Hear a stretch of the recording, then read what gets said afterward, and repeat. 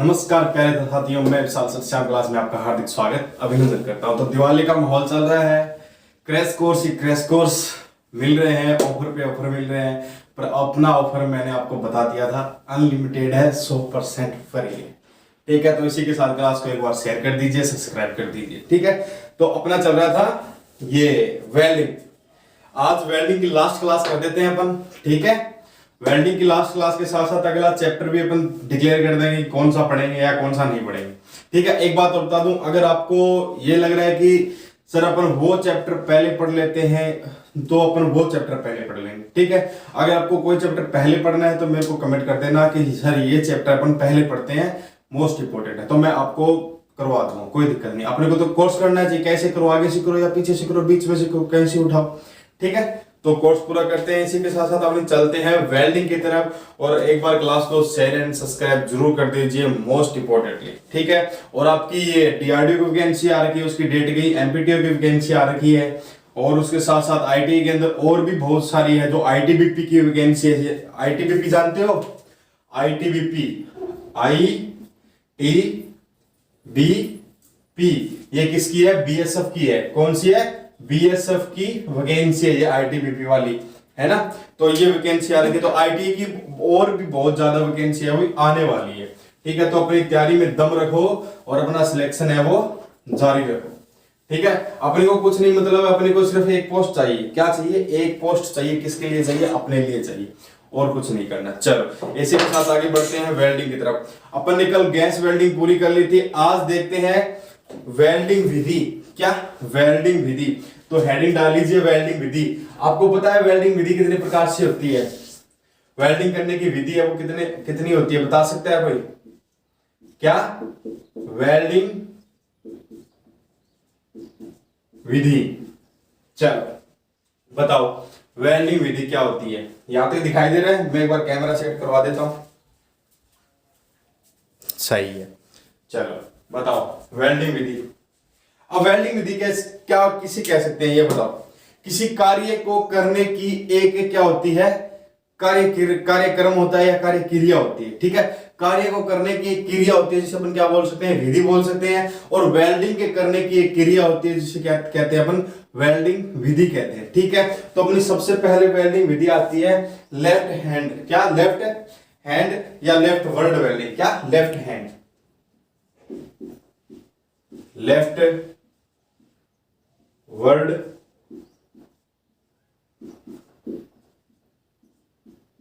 Welding. ठीक है, क्या? Left word welding. अब लेफ्ट वर्ड वेल्डिंग है वो कैसे होती है बताएगा कोई?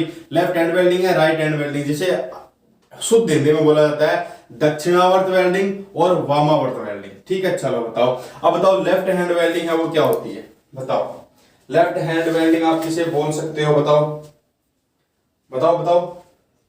देखो, लेफ्ट हैंड वेल्डिंग को बोल सकते हैं फॉरवर्ड वेल्डिंग। इसे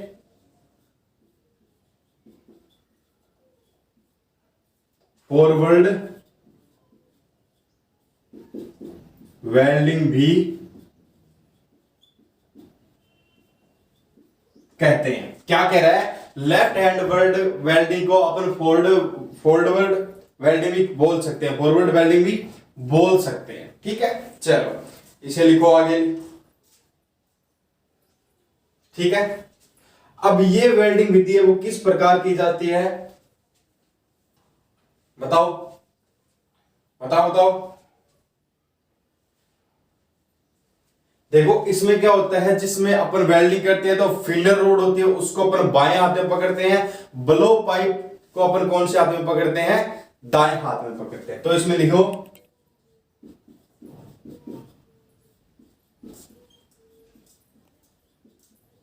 फिलर रोड को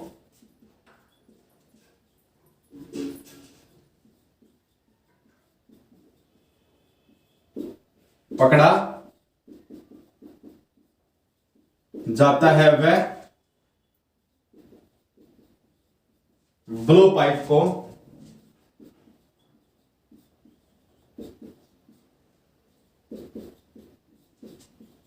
दाएं हाथ से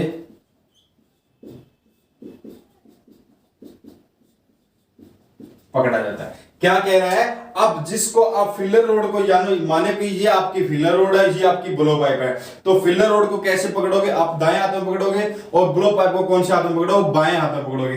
तो ऐसे ऐसे है वो चलती रहेगी। क्या ऐसे ऐसे चलती रहेगी या ऐसे ऐसे चलती रहेगी? ठीक है, चलो ये हुई आपकी फॉरवर्ड वेल्डिंग या लेफ्टवर्ड वेल्डिंग। देखो अब ये कैसे चलती है, अब ये कैसे चलती है? यह दाएं से बाईं तरफ चलती है,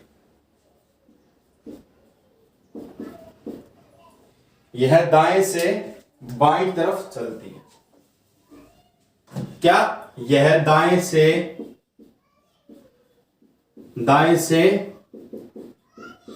बाईं तरफ, क्या यह दाएं से बाईं तरफ चलती है? यह दाएं से बाईं तरफ है,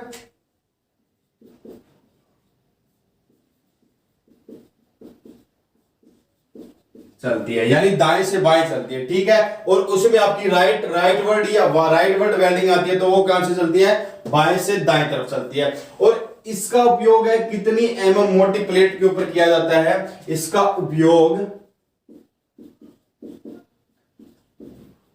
6 mm मोटी प्लेट।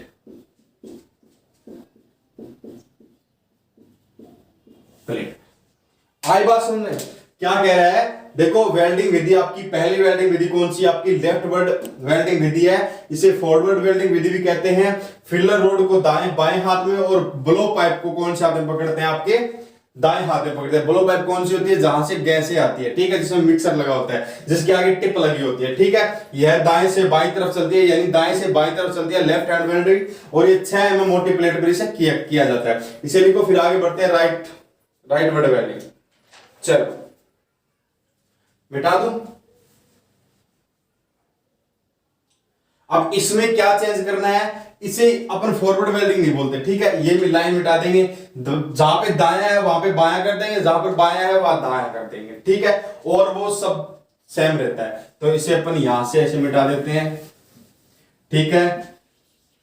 अब यहां से इसको ऐसे मिटा दिया, यहां पे बना दिया आपका दाएं, ठीक है, और यहां पे बना दिया आपका बाएं, ठीक है। और ये किस तरफ चलती है? यह बाएं से दाएं तरफ चलती है। किस तरफ? बाएं से दाएं तरफ चलती है। चलो कुछ नहीं करना, इतना ही करना है,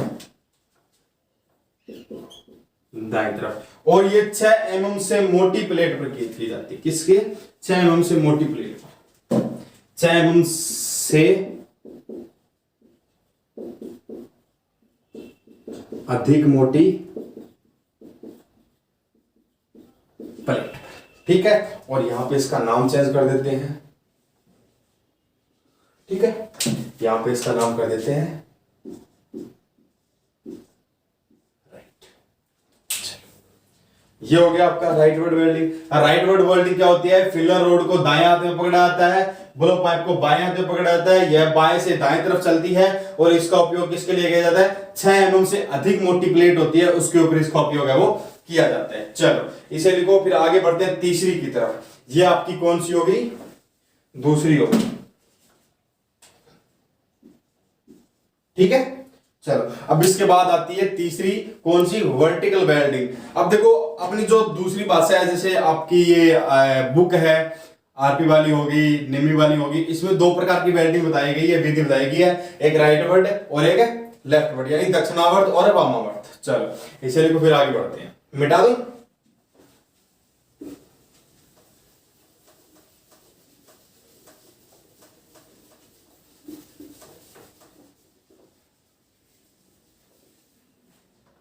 चलो ठीक है, इसमें लिखते हैं वर्टिकल वेल्डिंग। कौन सी? Vertical weld, 3 number. चलो अब ये बताओ क्यों की जाती है? वर्टिकल वेल्डिंग है, इस किसी उद्देश्य से की जाती है, ठीक है, इसका बहुत ज्यादा उपयोग किया जाता है और बचत करती है, ठीक है, ज्यादा उपयोग व अधिक बचत, ठीक है। इसका उपयोग किसके लिए किया जाता है? ज्यादा उपयोग किया जाता है और अधिक बचत के लिए इसका उपयोग है वो किया जाता है, ठीक है। और कितनी मोटाई पर ये की जाती है? ज्यादा से ज्यादा मोटाई पर ये की जाती है, मतलब मोटाई हो, सर्वाधिक मोटाई।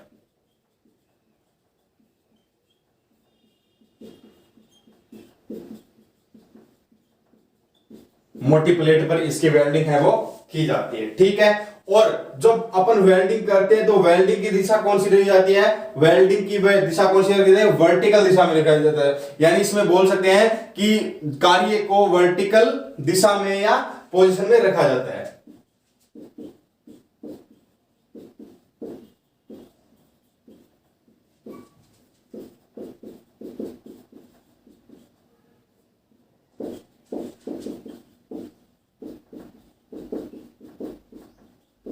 रखा जाता है, तभी तो होगी वर्टिकल वेल्डिंग। अगर उसको पकाने को हॉरिजॉन्टल में लगते हैं तो हॉरिजॉन्टल में हो जाती है। चलो आगे बढ़ते हैं। अब देखो आपकी राइट वर्ड और लेफ्ट वर्ड क्या था, वो दाएं से बाएं और बाएं से दाएं चल रही थी। अब ये है वो कैसे चलती है बताओ, इसका उपयोग है वो कैसे किया जाता है।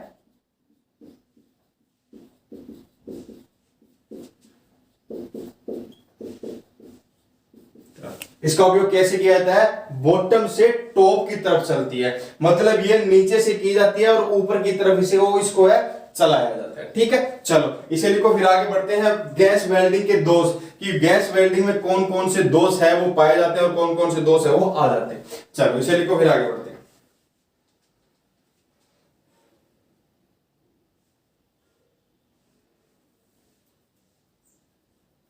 चले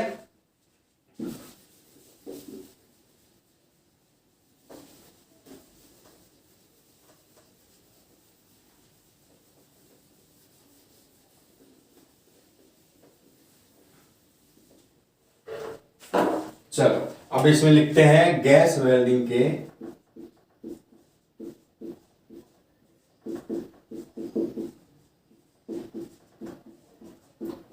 दोष। आपकी गैस वेल्डिंग की विधियां हुई, ठीक है। अब देखते हैं गैस वेल्डिंग, नाम लिखाऊंगा सीधा सा, थोड़े थोड़े उनके काम बताऊंगा और ज्यादा काम है वो आगे बता दूंगा, ठीक है। चलो एक तो आपका आता है फ्यूजन की कमी से, फ्यूजन की कमी। फ्यूजन की कमी यानी किसी धातु को उसके टेम्परेचर या उसके गलनांक तापमान तक ना पहुंचाया जाए, उसे पिघलाया ना जाए, तब क्या आता है, फ्यूजन की कमी से दोष आता है, ठीक है। चलो फिर आता है अपूर्ण पेंट्री, पेंट्रेशन। क्या, अपूर्ण पेंट्रेशन। अब अपूर्ण पेंट्रेशन क्या होता है,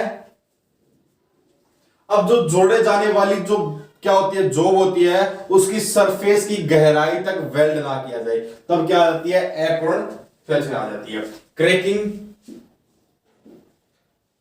क्रैकिंग यानी थोड़ी सी टूट फूट आ जाना, ठीक है। और तीसरा बताओ, तीसरा क्या होगा बताओ।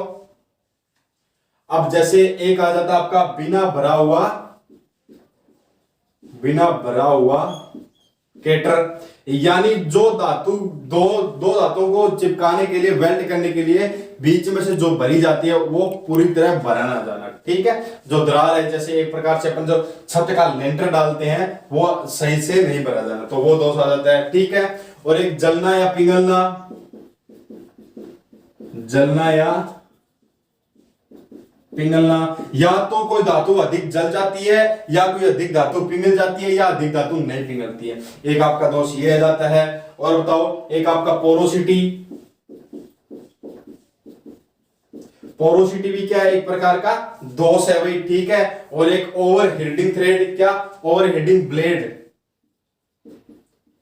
ओवर हीटेड वेल्ड, ठीक है। तो ये है आपके वेल्डिंग के दोष, ठीक है। अब इनके जो थोड़े थोड़े काम है वो देखते हैं अपन, कुछ टर्म्स है उस टर्म्स में देखेंगे। चलो इसे लिखो, फिर आगे बढ़ते हैं टर्म्स में। चले हेडिंग डाल लो, टर्म्स।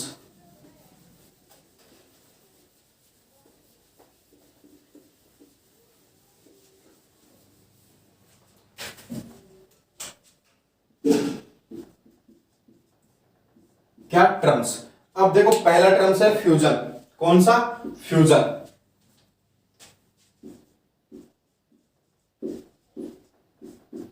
अब फ्यूजन क्या होता है, अभी थोड़ी देर पहले बताया था मैंने आपको, बताओ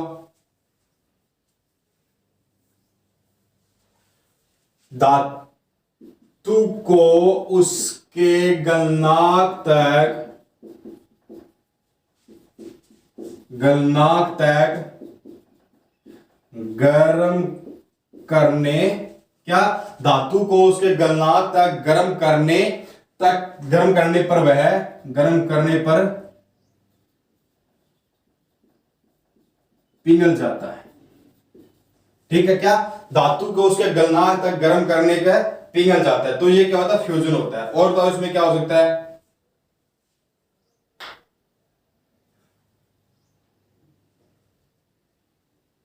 चलो इसे लिखो।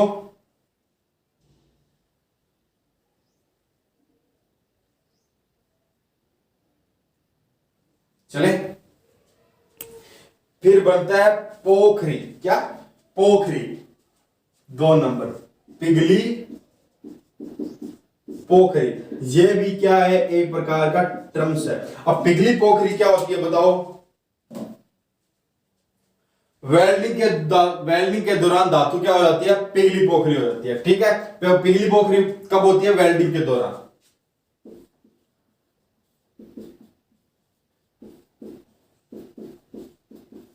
वेल्डिंग के दौरान धातु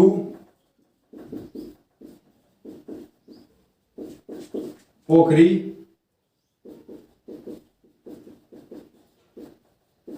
हो जाती है। क्या? वेल्डिंग के दौरान धातु पिघली पोखरी हो जाती है। ठीक है, फिर बात आती है पेंट्रेशन। अभी 2 मिनट पहले बताया आपको पेंट्रेशन। अब पेंट्रेशन क्या होता है? जोड़े जाने वाली धातु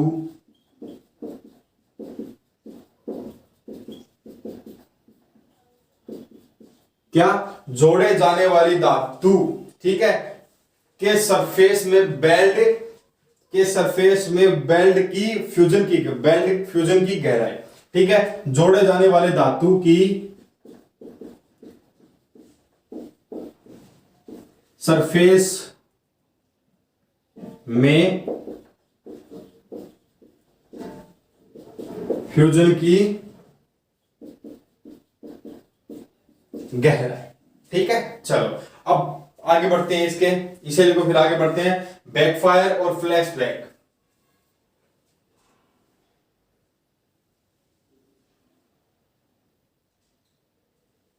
चले, अब बैकफायर किसे कहते हैं बताएगा? बिल्कुल आसान है।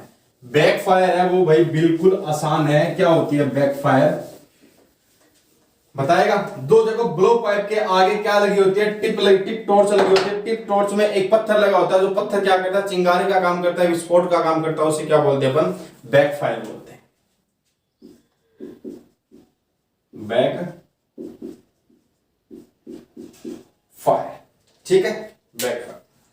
फ्लेम को जलाने या गैस को जलाने के लिए ऐसे लिख लो, फ्लेम को जलाने या गैस वेल्डिंग को जलाने के दौरान टॉर्च के टिप पर थोड़ा विस्फोट होता है। ठीक है,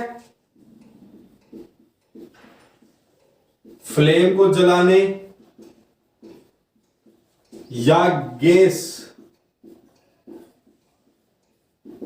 वेल्डिंग को जलाने, क्या? फ्लेम को जलाने या गैस वेल्डिंग को जलाने के दौरान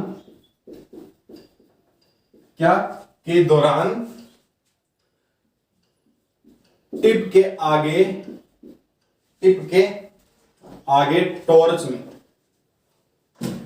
आगे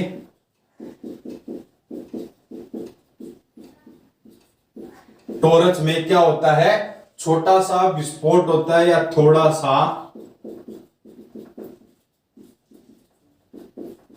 विस्फोट होता है, उसे बैकफायर कहते हैं। बैकफायर कहते हैं। क्या? फ्लेम को जलाने या गैस वेल्डिंग को जलाने के दौरान टिप के आगे टॉर्च में थोड़ा सा विस्फोट होता है, उसे अपन क्या कहते हैं? बैकफायर कहते हैं। चलो, अब इसका कारण क्या होता है भाई? बैकफायर होने का कारण क्या होता है, ये बताओ। प्रेशर की सेटिंग कम होना,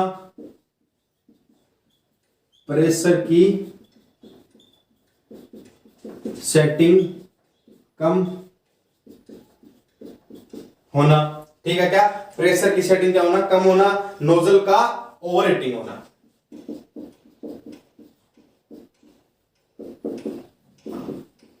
ओवर हीट होना, ठीक है क्या? प्रेशर की सेटिंग कम होना और नोजल का ओवर हीट होना क्या कहलाता है? आपका ये कारण कहलाता है किसका? बैकफायर का। अब बैकफायर कैसे कहते हैं? फ्लेम के आगे या गैस वेल्डिंग, सॉरी, फ्लेम को जलाने या गैस वेल्डिंग को जलाने के दौरान टिप के आगे टॉर्च में थोड़ा सा विस्फोट आता है, उसे अपन क्या कहते हैं? बैकफायर होते हैं। बैकफायर होने का कारण क्या होता है? प्रेशर की सेटिंग कम होना या नोजल ओवर हीटिंग होना। चलो इसे लिखो, फिर आगे बढ़ते हैं। फ्लैशबैक, फ्लैशबैक वो फिल्मों वाला नहीं, फ्लैशबैक वो नहीं होता, ये सोचा थोड़ा सा पीछे, वो नहीं, फ्लैशबैक आग वाला फ्लैशबैक, ठीक है। चलो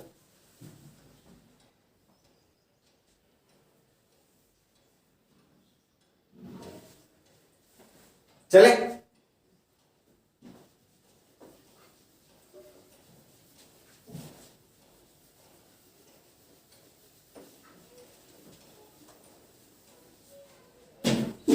फ्लैशबैक।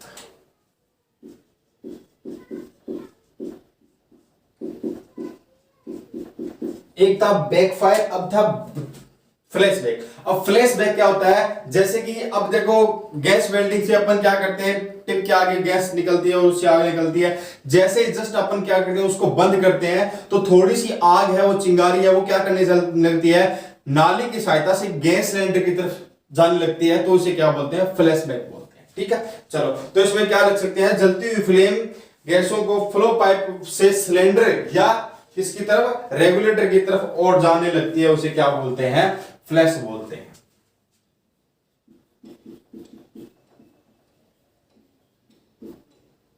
जलती हुई आग, ठीक है, ऐसे लिख सकते हैं क्या? या फ्लेम, जलती हुई फ्लेम, ऐसे लिखिए, जलती हुई फ्लेम सही रहेगा। जलती हुई फ्लेम गैस ब्लो पाइप से सिलेंडर या रेगुलेटर की तरफ जाने लगती है, उसे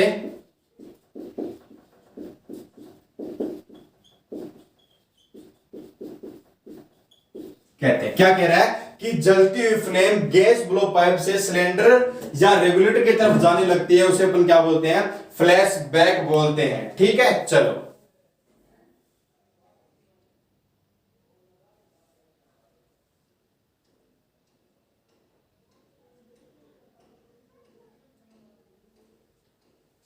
और इसको अपन कैसे पहचान सकते हैं कि ब्लो पाइप से किट किट की आवाज आने लगती है? ब्लो पाइप से किट किट की आवाज आने लगती है, ठीक है। अब इसको पहचाने कैसे कि जब ब्लो पाइप क्या होगी? बंद होगी, तो उसके अंदर से क्या आने लगेगी? किट किट की आवाज है वो आने लगेगी, और नोजल से अधिक काला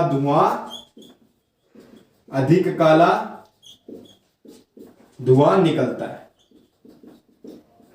ठीक है। फ्लैशबैक को पहचानने का यही बस एक कारण है। चलो इसे लिखो, फिर आगे बढ़ते हैं। रूट व टैंक वेल्डिंग, किसके पास? रूट व टैंक वेल्डिंग के पास। अब रूट वेल्डिंग क्या होती है और टैंक वेल्डिंग क्या होती है, बताओ? रूट व टैंक वेल्डिंग, टैंक नहीं, टैंक। रूट वेल्डिंग क्या होती है? रूट वेल्डिंग में क्या करते हैं? वेल्डिंग करने वाले जॉब या किसी कार्य को एक सीध में रख दिया जाता है, ठीक है, मतलब एक सीध में रखा जाता है। और टैंक वेल्डिंग में क्या होता है कि जब उस जो कार्य होता है उसको क्या किया जाता है? थोड़े थोड़े स्थानों पर या थोड़ी थोड़ी जगह छोड़कर रख दिया जाता है। वो समझाऊंगा अभी मैं, देखो।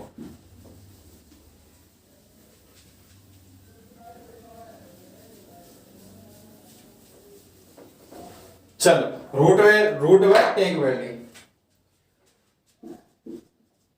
रूट व टैंक वेल्डिंग। चले अब पहले लिखते हैं रूट गैप। इसे क्या बोलते हैं? रूट गैप भी बोलते हैं भाई, ठीक है, रूट गैप भी बोलते हैं, ठीक है। इसमें क्या होता है? वेल्डिंग किए जाने वाले पार्ट को निश्चित दूरी पर रखा जाता है, ठीक है। इसमें सीधा लिख लो, पार्ट को निश्चित दूरी पर रखा जाता है। मतलब जिस पार्ट को आपको वेल्डिंग करना है वो पार्ट क्या होगा? इतनी दूरी में हो या ज्यादा दूरी में हो, उसे क्या कर दिया जाता है? एक निश्चित दूरी पर रख दिया जाता है, ठीक है। चलो अब आगे बढ़ते हैं इसमें, ठीक है। अब देखो, अब इसमें क्या, रूट वेल्डिंग में क्या होता है? फ्यूजन की कमी नहीं आने देनी चाहिए भाई, ठीक है। तो इसमें लिख सकते हैं कि वेल्डिंग के दौरान फ्यूजन की आवश्यकता अधिक होती है या अधिक गहरी होती है, ठीक है। वेल्डिंग के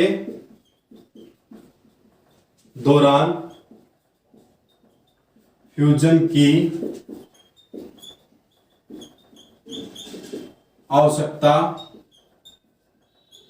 अधिक गहरी होती है, ठीक है। क्या वेल्डिंग के दौरान फ्यूजन की आवश्यकता है वो अधिक गहरी होती है या गहराई तक हो जाती है, ठीक है। चलो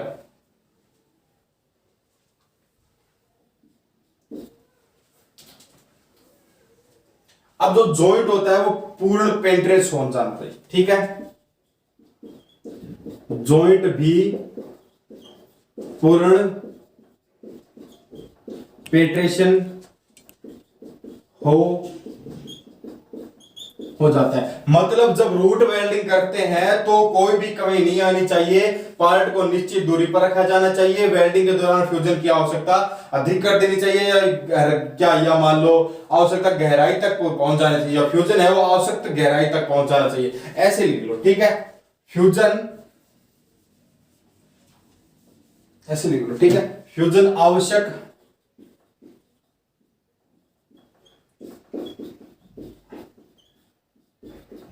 गहराई तक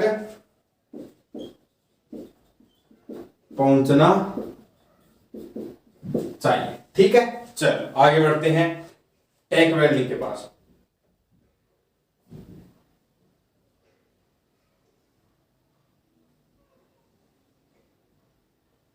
चले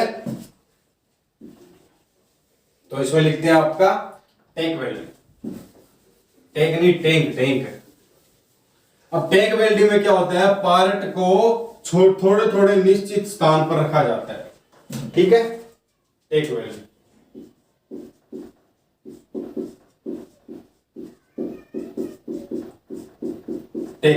ठीक है।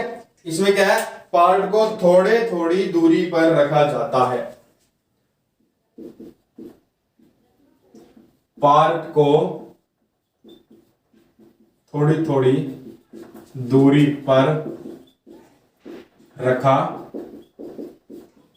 जाता है, ठीक है। क्या कह रहा है कि पार्ट को थोड़ी थोड़ी दूरी पर रखा जाता है, यानी एक यहां पे रख दिया, एक यहां पे रख दिया, एक यहां पे रख दिया, एक यहां पे रख दिया, ठीक है, ऐसे, ठीक है। और रूट वेल्डिंग में क्या होता है? पार्ट को पूरे एक निश्चित दूरी पर रखा जाता है, पूरा इस तरह, ठीक है।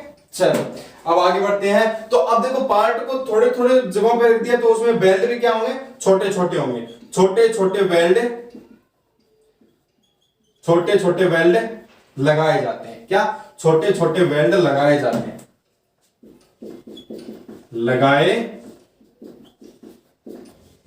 हैं, ठीक है। क्यों? अब देखो, छोटी सी दिमाग में आपको आ जानी चाहिए ये बात, ठीक है।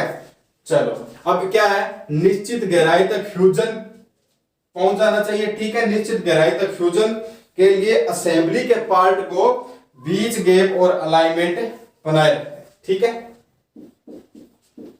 चलो क्या इसमें क्या आ रहा है? निश्चित फ्यूजन, सॉरी ऐसे मत लिखो, ठीक है। इसमें लिखो निश्चित गहराई तक फ्यूजन पहुंचाने के लिए असेंबली में निश्चित गहराई तक फ्यूजन पहुंचाने के लिए के लिए असेंबली में क्या कह रहा है, निश्चित गहराई तक फ्यूजन पहुंचाने के लिए असेंबली के बीच में गैप व अलाइनमेंट, असेंबली के बीच में गैप व अलाइनमेंट रहता है। ठीक है, चलो अब देखो शुरू से यहां पे आए, अपन यहां पे आए तो ये शुरू वाली बात अपने समझ में आ रही है ना। अब ये समझ में क्यों आ रही है कि पार्ट को थोड़ी थोड़ी दूरी पर रखा जाता है। पार्ट को थोड़ी थोड़ी दूरी पर क्यों रखा जाता है, क्योंकि जो फ्यूजन है वो आसानी तक गहराई तक क्या हो पहुंच सके नीचे। ठीक है, गैप अलाइनमेंट इसलिए रखा जाता है। ठीक है, और वेल्ड छोटे छोटे कर दिए जाते हैं। चलो इसे लिखो, फिर आगे बढ़ते हैं अपन।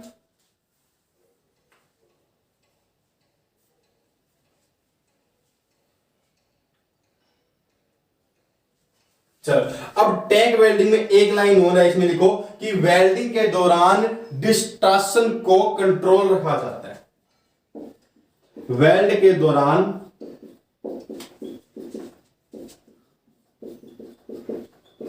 डिस्टॉर्शन को कंट्रोल रखा जाता है। ठीक है, चलो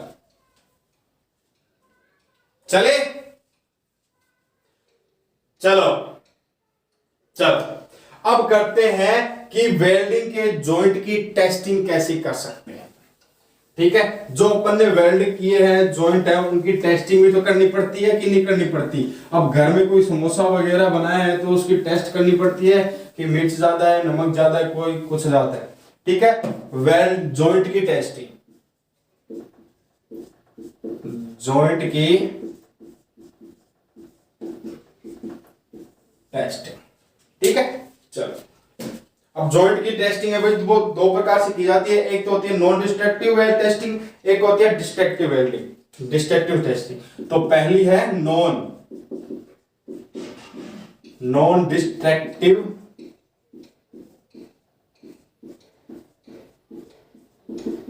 वेल्डिंग। क्या? Non destructive welding. ठीक है, अब इसमें क्या है, नॉन डिस्ट्रक्टिव में इसमें वेल्डिंग को क्या करना है, बिना खराब किए जांचना है। तो इसमें लिख दो कि जॉइंट को बिना खराब किए जांचना। ठीक है, क्या कह रहा है कि जॉइंट को बिना खराब किए जांचना पड़ता है। ठीक है, इसमें भी क्या होता है अभी एक विजुअल, ये लिखो विजुअल, क्या? विजुअल। ठीक है, विजुअल जांच या इंस्पेक्शन लिख सकते हो। अब विजुअल जांच से आपके दिमाग में आ रहा होगा कि ये आंखों के द्वारा देख के अपन जान सकते हैं, और तो कोई तरीका नहीं है, या तो हाथ लगा के दे दो, वैसे कोई चेक नहीं पड़ता। ठीक है, जॉइंट को बिना खराब किए कैसे कर सकते हैं अपन, विजुअल जांच है वो कर सकते हैं। ठीक है, चलो इसे लिखो।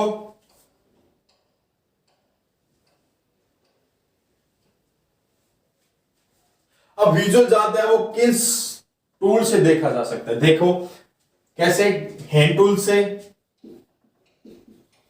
Hand tool, gauge, try square, क्या? ट्राई स्क्वायर, और मैग्नीफाई ग्लास सबसे बढ़िया रहता है। मैग्नीफाई ग्लास, क्या? Magnifying glass.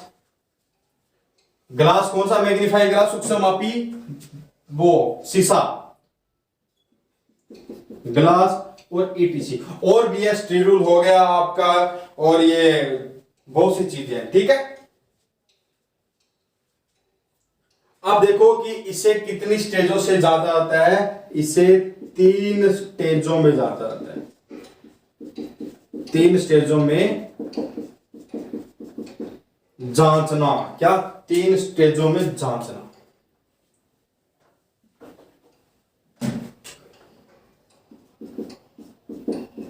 तीन स्टेजों में जांचना। अब पहली स्टेज कौन सी है? वेल्डिंग से पहले,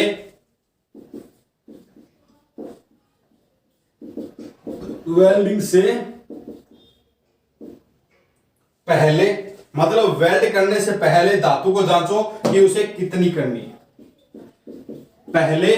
फिर दूसरी आती है इसी को लिखने से पहले दौरान, यानी वेल्डिंग के दौरान जान सकते हैं, यानी वेल्डिंग करते समय जान सकते हैं। और इसी में आप लिख सकते हो वेल्डिंग करने के बाद। ये 3 स्टेज होती है, इसमें आप जांच सकते हो। चलो, ये हुआ आपका नॉन डिस्ट्रक्टिव। इसी के अंदर आपका आ गया विजुअल जांच। विजुअल जांच किससे करते हैं? हैंड टूल से, गैस से, ट्रांसक्वायर से, मैग्नीफाई ग्लास से, स्टील रूल से, और भी बहुत है। उसकी क्या करते हैं, बाहर से उसे अपन देख लेते हैं। और जांचने के 3 स्टेज है। कौन कौन से? वेल्डिंग से पहले जांचते हैं, वेल्डिंग के दौरान जांचते हैं, और वेल्डिंग के बाद जांचते हैं। चलो अब देखते हैं डिस्ट्रक्टिव वेल्डिंग। इसमें डिस्ट्रक्टिव में क्या हो जाता है, वेल्डिंग को, जोड़ को खराब कर देते हैं अपन, ठीक है।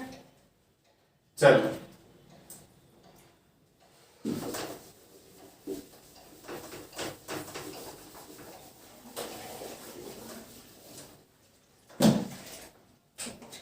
दो नंबर डिस्ट्रक्टिव।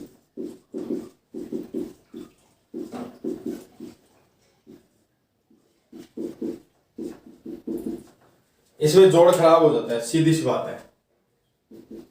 इसमें जोड़ खराब हो जाता है, ठीक है। इसमें जोड़ क्या हो जाता है, खराब हो जाता है। तो इसमें एक नाम आ जाता है बेड टेस्ट। बेड टेस्ट यानी जो आपका जोड़ है वो खराब हो गया, तो वो क्या है, बेड टेस्ट हो गया। अब बेड टेस्ट है वो कैसे किया जाता है बताओ।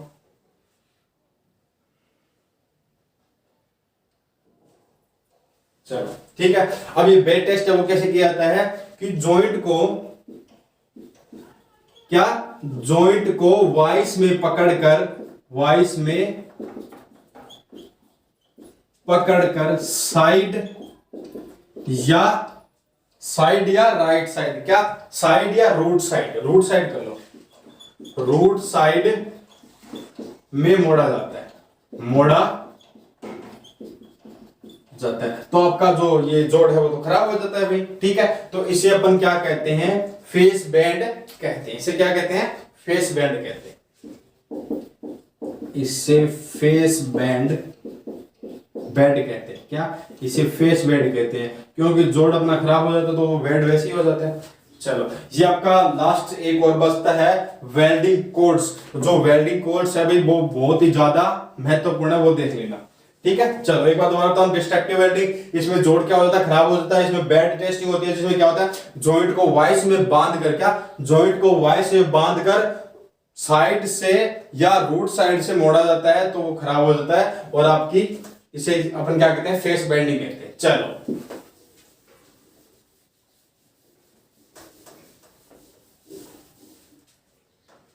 वेल्डिंग कोड,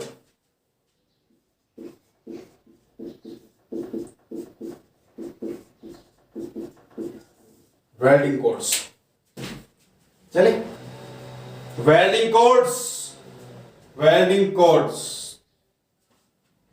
ठीक है। अब देखो पहला वेल्डिंग कोड्स आपका AA यानी AAW, तो इसका क्या नाम हो सकता है बताओ, इसका क्या नाम हो सकता है, एयर एसिटिलीन वेल्डिंग, ठीक है। तो इसमें लिखो एयर एसिटिलीन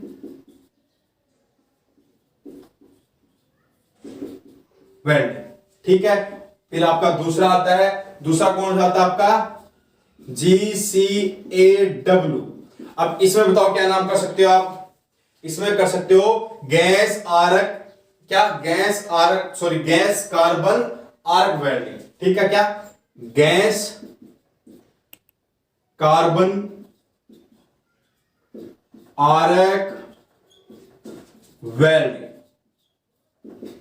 क्या है इसका, gas arc, gas carbon arc welding, ठीक है। फिर इसमें आपका आता है तीसरा LBW।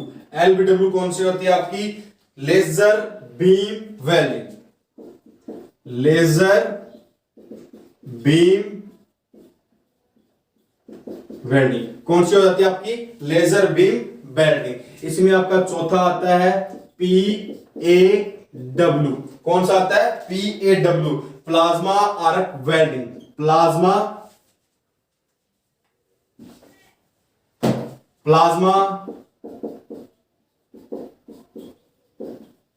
आरक वेल्डिंग। ठीक है, पांचवा आता है आपका, बताओ कौन सा आता है पांचवा? SAW। बताओ पांचवी कौन सी होती है आपकी? Submerged arc welding. ठीक है, सबमर्ज्ड आरक वेल्डिंग। चलो एक मिनट रुको। तो भैया जी ये थी आपकी आर्क वेल्डिंग, गैस वेल्डिंग। तो वेल्डिंग का टॉपिक आज वैसे तो होता है पूरा, अपन इसकी ज्यादा गहराई में नहीं गए क्योंकि इसमें अपना ज्यादा गहराई से नहीं आएगा, वेल्डर वालों के ज्यादा गहराई में आएगा। ठीक है, अगर बाई चांस कोई भी टॉपिक इसका रह जाता है तो आप मेरे को कमेंट कर देना, मैं आपको बता दूंगा या वीडियो में नेक्स्ट बता दूंगा। ठीक है, चलो। और क्लास को अभी शेयर किया करो, सब्सक्राइब किया करो, ऐसे मत किया करो। ठीक है, आप ही के लिए है। और दिवाली पे देखो लोगों ने तो क्या कर रखा है, बहुत ज्यादा, आपको पता है, कोई क्रैश कोर्स फ्री कर रहा है, कोई कुछ कर रहा है, कोई कुछ कर रहा है। ठीक है, कोई दाम कम कर रहा है। तो अपना तो सारा का सारा फ्री है, आपको सारी की सारी क्लासें फ्री आ रही है। चलो एक बार दोबारा बता दूं, AAW air acetyl welding code है, ये कोड आपको याद रखने हैं। GCAW gas carbon arc welding, LBW laser beam welding और PAW प्लाज्मा आर्क वेल्डिंग और SAW सबमर्ज्ड वेल्डिंग। ठीक है, चलो। तो अब देखो मैं दोबारा बता देता हूँ, हो गया। चलो ठीक है, चलो बात आओ, मेरे को शेयर एंड सब्सक्राइब कर दो और क्लास को ज्यादा से ज्यादा बताओ, फ्री करो। ठीक है, सो धन्यवाद, जय हिंद, जय भारत।